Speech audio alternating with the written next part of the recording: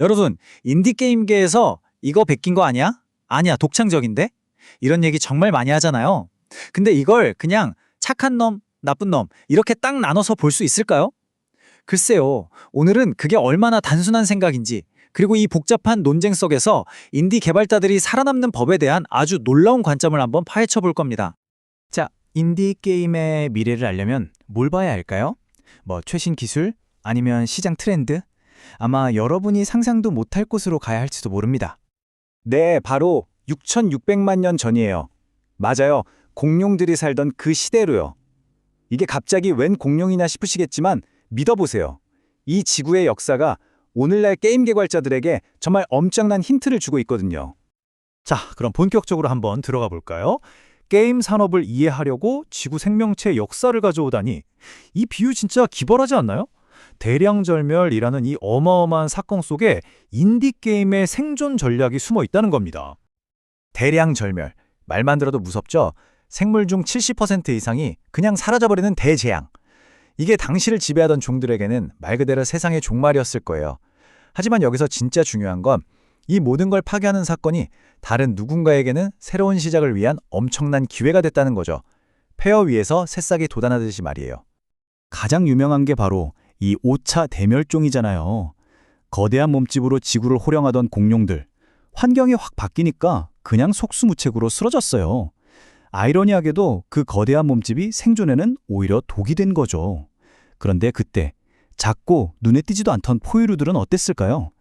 척박한 환경에 어떻게든 적응하면서 살아남았고 결국 새로운 시대의 주인이 됐습니다. 자, 이 이야기를 게임 산업에 그대로 한번 대입해 보자고요. 거대한 자본으로 성공 공식만 끝없이 찍어내는 주류 트리플 A 게임들. 딱 공룡 같지 않나요?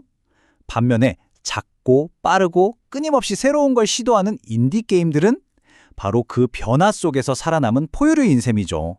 이 둘을 가르는 가장 큰 차이점, 그게 바로 다양성입니다. 그래서 많은 개발자들이 벌벌 떠는 인디포칼립스, 그러니까 인디게임의 종말이라는 말 있잖아요. 이걸 좀 다르게 보면요. 사실은 주류 게임 아이디어의 대량 절멸에 더 가까운 거예요. 기존의 성공 공식이 무너지는 바로 이 순간이야말로 인디게임들이 폭발적으로 성장할 수 있는 기회의 파도가 밀려오는 시간인 거죠. 좋아요. 그럼 인디 개발자들은 도대체 어디서 이 기회를 잡아야 할까요?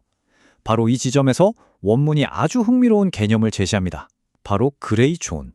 인디게임이 생존하고 또 진화할 수 있는 아주 특별한 생태계라고 할 수 있죠.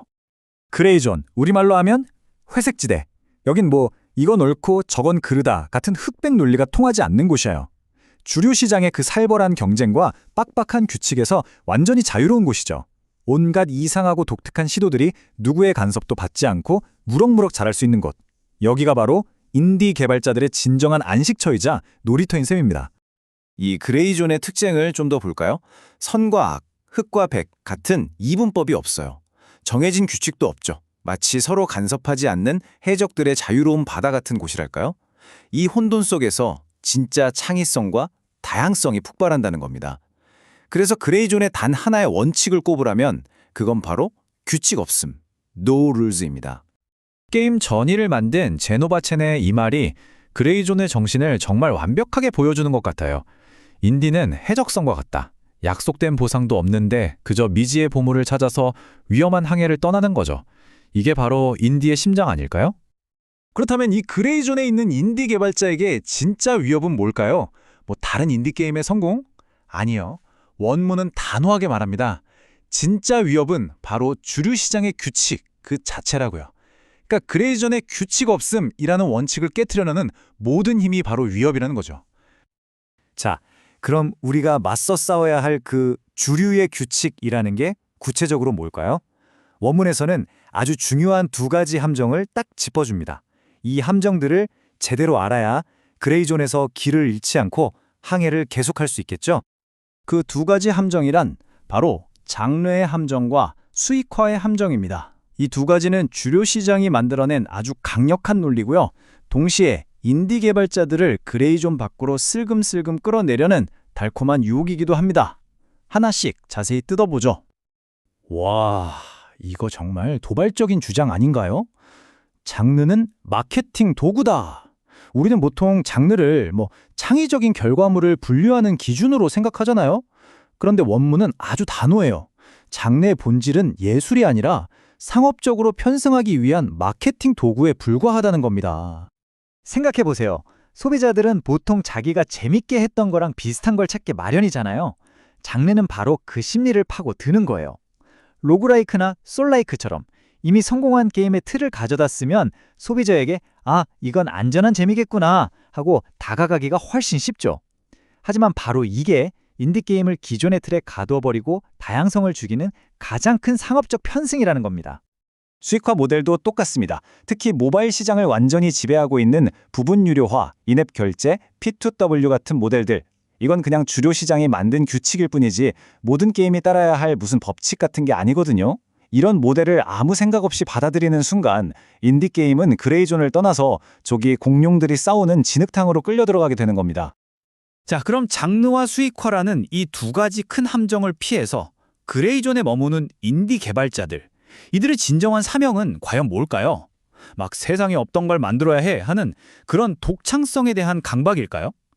원문은 전혀 다른 아주 따뜻한 방향을 제시합니다. 바로 이겁니다. 인디게임의 숙명은 독창성이나 혁신에 대한 스트레스가 아니라 재미의 다양성을 가꾸는 것 그 자체라는 거죠. 목표가 세상을 뒤집는 혁신이 아니에요. 그저 세상에 없던 새로운 종류의 즐거움을 하나 더 보태는 것. 그거면 충분하다는 겁니다. 이 철학을 좀 더 현실적으로 풀어보면 이렇습니다. 완전 새로운 걸 만들어야 해 하는 강박에서 좀 벗어나자는 거예요. 새로운 재미를 찾기 위해서 다른 게임을 따라해보고 배우는 거 그거 전혀 부끄러운 게 아니라 진화의 필수 과정이라는 거죠. 서로의 아이디어, 그러니까 DNA를 자유롭게 공유하고 그걸 바탕으로 더 발전시킬 때 인디게임 생태계 전체가 훨씬 더 건강하고 풍성해진다는 겁니다. 진화는 원래 그렇게 이루어지는 거니까요. 자, 오늘 우리는 인디게임의 생존 전략을 정말 완전히 새로운 시각으로 들여다봤습니다. 이제 선택은 여러분의 몫이겠죠. 주류 시장의 규칙을 따라서 결국 멸종할지도 모르는 거대한 공룡을 만드시겠습니까? 아니면 규칙 없음이라는 그레리존에서 자유롭게 항해하면서 새로운 재미를 향해 끊임없이 진화하시겠습니까?